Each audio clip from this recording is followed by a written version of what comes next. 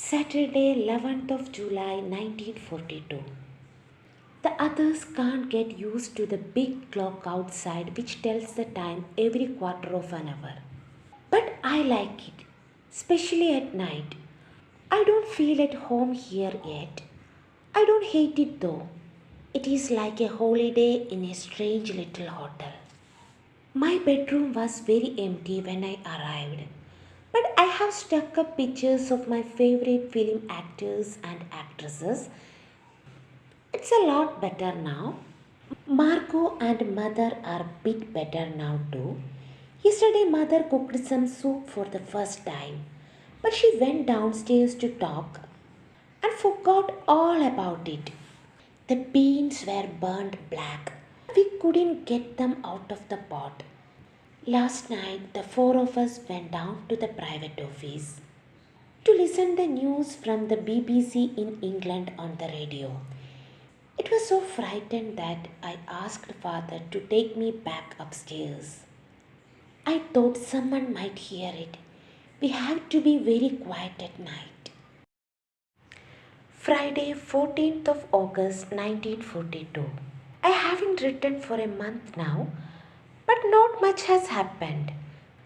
The Van Dans arrived a day early on July the 13th. The Germans were calling up a lot of people and they thought it was safer to come early. Peter, their son, is a shy boy of almost 16. I don't think he will be a very interesting friend. We all share our meals now, and after 3 days, we began to feel like one big family. The Van Dans told us a lot of news. People think we are escaping to Switzerland, although one woman says that an army lorry took us away in the middle of the night. And other family says that they saw all four of us riding on our bikes early one morning. Friday, 21st of August 1942. Now our secret annex is really secret. Mr. Kugler has built a bookcase over our little entrance. It opens like a door. It's a beautiful day outside, nice and hot. We can still enjoy it lying on a bed in the attic. Monday, 21st September 1942. Mrs. Van Daan is awful. She says that I talk too much. She won't save food in a dish. She leaves it in the cooking pot so that it gets spoiled. And she doesn't do any washing up. Mr. Clayman brings me books to read, and I have begun my schoolwork. I am working hard at French, and Peter is learning English. Pim, our name for father, wants me to help him with his Dutch lessons. He makes terrible mistakes. He and I are also working on our family history and drawing our family tree, so I am learning about all my relations. Mrs. Van Daan walked into the room just now. I shut the diary quickly. And can't I just look at it? No, Mrs. Van Daan. Just the last page? No. Not even the last page, Mrs. Van Daan. I nearly died. That page was full of rude things about her. Sunday, 27th September 1942. Mother and I had a discussion today, but I burst into tears. I can't help it. Daddy is always nice to me, and he understands me much better. I feel that mother and I are like strangers to each other. Mrs. Van Daan is in a bad mood and is locking all her things up. She thinks that I am spoiled and always says, if Anne was my daughter, I'm glad that I'm not. Tuesday, 29th of September 1942. Try to imagine this.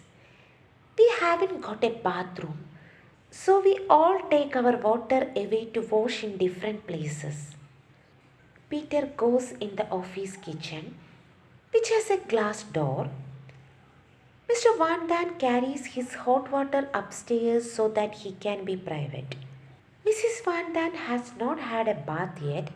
She can't decide which is the best place for it. Father goes into the private office and mother into the kitchen. Margot and I share the front office. We close the curtain and wash ourselves there in the dark. On Wednesday, someone was doing repairs in the office downstairs. We couldn't use the toilet or use water all day. Father and I found a suitable pot which we could all use as a toilet.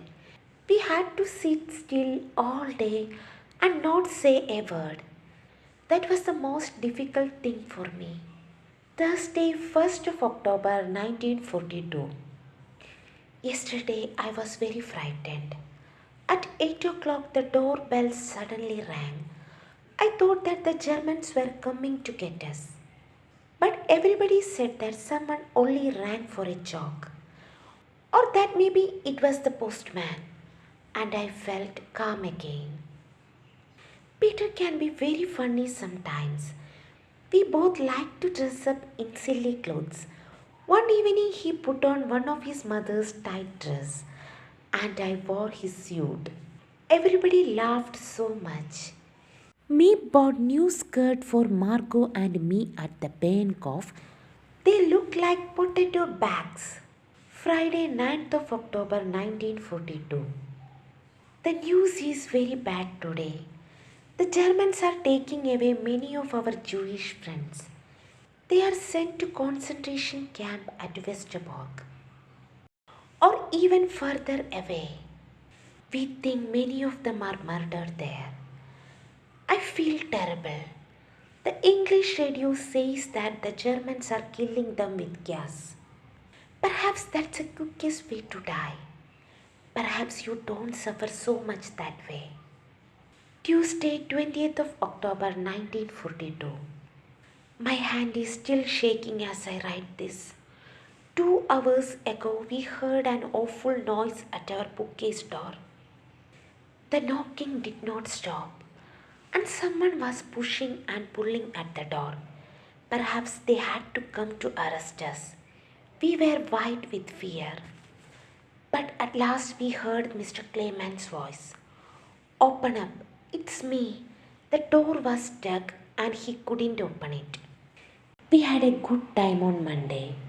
Meep and Jan spent the night with us. We cooked specially for them and the meal tasted wonderful. Monday, 9th of November 1942. Yesterday was Peter's 16th birthday. He had a game and a cigarette lighter. He doesn't smoke much, but the lighter looks good. There was a big surprise too. Mr. Van Dan heard that the English have reached Tunis, Algiers, Casablanca, and Oran. It is not the end of the war yet, but perhaps we can hope for the end now. Perhaps it will soon be history. Well, what about food in the annex? A man brings bread every day, a very nice friend of Mr. Clement's, and we have stored 100 tins of food here. We can buy ration books on the black market. And we have also bought 3,000 pounds of beans. We decided to move them to the attic, and Peter was given the job. He succeeded in getting 5 sacks upstairs, but the 6th sack burst, and a river of beans poured downstairs. I was standing at the bottom of the stairs. Peter couldn't stop laughing when he saw me in a sea of brown beans. Unfortunately, though, the beans are very small and have disappeared into all the halls. Whenever we go upstairs now, we look for a few more beans. Tuesday, 10th of November 1942. Great news! Another person is coming to live here. 8 is no more difficult than 7, and it is so dangerous for Jews now. We have chosen a dentist called Alfred Dussel. He seems to be nice. Meep knows him and she will help him to get here. He will have to sleep in my room though, and Marco will have to move in with our parents. We will ask him to fill the holes in our teeth. Tuesday, 17th of November 1942. Mr. Dussel has arrived. Everything went smoothly. He came to the warehouse and Meep asked him to take off his coat so that no one could see the yellow star. Then she brought him to the private office. He still had no idea where he was going or what was going to happen. When she opened our bookcase door, he was so surprised. He thought we had left the country. We were waiting around the table, ready to welcome him with a drink. After lunch, he slept for a short time, put away his things, and joined us for tea. We gave him a list of rules for the secret annex that the Van Dans had written for Jews and other people without homes, open all year round, near to the center of Amsterdam, but in a quiet street with trees. Price free, food low fat, water in the bathroom. Sorry, no fixed bath. Space for storing things plenty. Private radio for all guests after 6 p.m. But you must never listen to the news on German radio station, only music. Rest hours from 10 p.m. to 7:30 a.m. 10:15 a.m. on Sundays. This is for your safety. The management may also ask you to rest at other times too. Use of language: speak softly at all times and not in German. Exercise every day. Lesson offered in English, French, and other subjects. Singing only softly and after 6 p.m. Meal times: breakfast 9 a.m., 11:30 a.m. on Sundays and holidays. Lunch: a light meal from 1:15 p.m. to 1:45 p.m. Dinner: sometimes a hot meal, sometimes not. Time of dinner changes because of radio news broadcast. Bath: the movable bath can be used by all guests after 9 a.m. on Sundays. You may take your bath in the bathroom, kitchen, private office, or friend office. The end. Thursday, 19th of November 1942.